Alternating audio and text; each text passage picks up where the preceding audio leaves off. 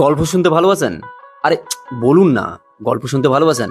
একটা গল্প হবে এমন যেটা আপনার মন একদম ছুঁয়ে যাবে। মানে আপনি কোনো এক জায়গায় বসে আছেন, এরকম গল্প যদি ব্যাকগ্রাউন্ডে আপনাকে কেউ শুনে দেয়, জাস্ট ফিল ইট। এরকম গল্প শুনতে চান?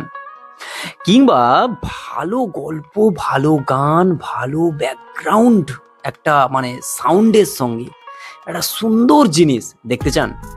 তাহলে আমি আপনাকে রেকমেন্ড করব, আপনি যান সিনেমা হলে, পুরাতন এই সিনেমাটা দেখে আসুন। এই সিনেমাটা এত জোর দিয়ে বলার কারণ কি, যত্ন নিয়ে বানানো সিনেমা, জানেন?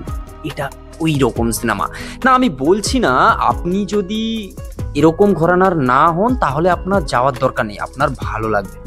আপনার মধ্যে যদি আবেগ আছে, আপনি অবশ্যই যান। আপনার আবেগ এখানে কাজ করবে, আপনার আবেগের সঙ্গে এই সিনেমাটা মিলবে। এটা একটা মায়ের গল্প, না মায়েরই গল্প। মায়ের সঙ্গে মেয়ে আছে বটেই, কিন্তু এটা মায়ের গল্প।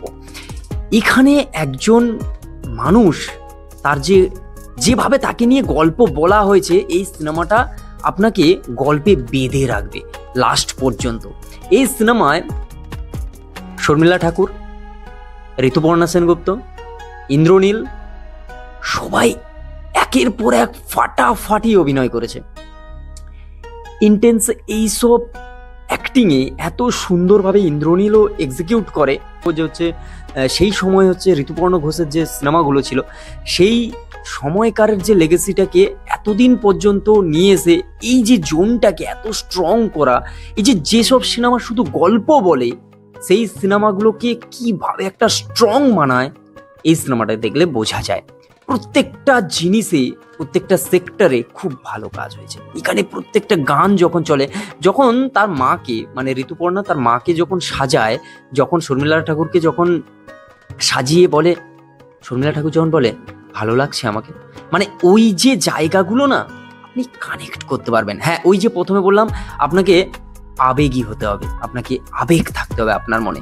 এখানে আমার একটা জিনিস আফসোস হচ্ছে, আমি না নামটা জানতে পারিনি, যে কাজের লোকটা ছিল, যে কাজের মেয়েটা ছিল, তার যে ওই কাঁচের বয়ন লাগাতে লাগাতে যে হচ্ছে কথা, তারপরে ওই ঢাকনাটাকে খুলে তারপরে বেরিয়ে যাওয়া, তারপর যে ওই একের পর এক ছোট্ট ছোট্ট অভিনয়, ছোট্ট ছোট্ট ডিটেল এত সুন্দরভাবে ক্যাপচার করা হয়েছে। ওই কাজের মেয়ের নাম তোমরা যদি জেনে থাকো অবশ্যই কমেন্ট বক্সে জানাও, আমি সত্যি জানতে চাই। কারণ এই গল্পটা আমি জানি না কত বিজনেস করবে, কত কাজ করবে, কত এই সিনেমাটা না মন ছুঁয়ে গেছে।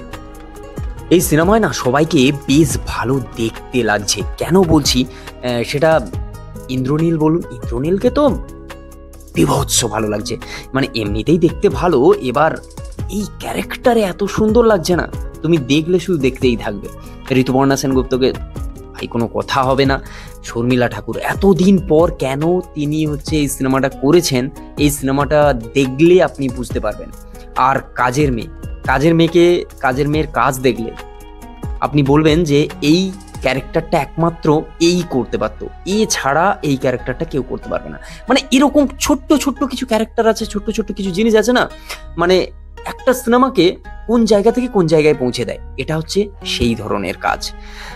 দেখুন আপনারা এই সিনেমাটা, আমি বলবো পার্সোনালি আমি রেকমেন্ড করবো এই সিনেমাটা যান, দেখে আসুন। আমি বলবো আশা করি এই সিনেমাটা দেখে যারা হচ্ছে কিলবিল সোসাইটি সিনেমাটা দেখেছে, দেখে যারা হেমলক সোসাইটির মতো সেই জিনিসটাকে সেইভাবে উপভোগ করতে পারেনি, যারা মজা করতে পারেনি, তারা হচ্ছে মানে ভালো গল্প দেখবে বলে, ভালো একটা যে সিকুয়েল দেখবে বলে গেছিল, যার মানে সেই ধরনের ম্যাচ করতে পারেনি, এই সিনেমাটা তার সেই দুঃখটাকে কম করিয়ে দেবে।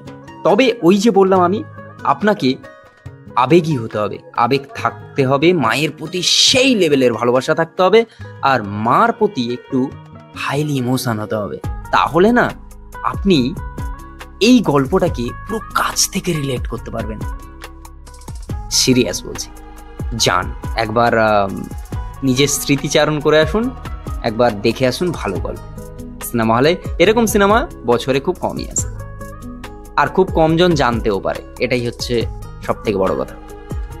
চলুন দেখা হচ্ছে পরের ভিডিও। যদি ভালো লেগে থাকে like, comment, share and subscribe my YouTube channel. আর হ্যাঁ, যদি আপনি ফেসবুক থেকে দেখে থাকেন অবশ্যই একটা কমেন্ট করে যান, লাইক করে দিন, ফলো করে নিন আমাদের পেজটাকে। চলুন দেখা হচ্ছে।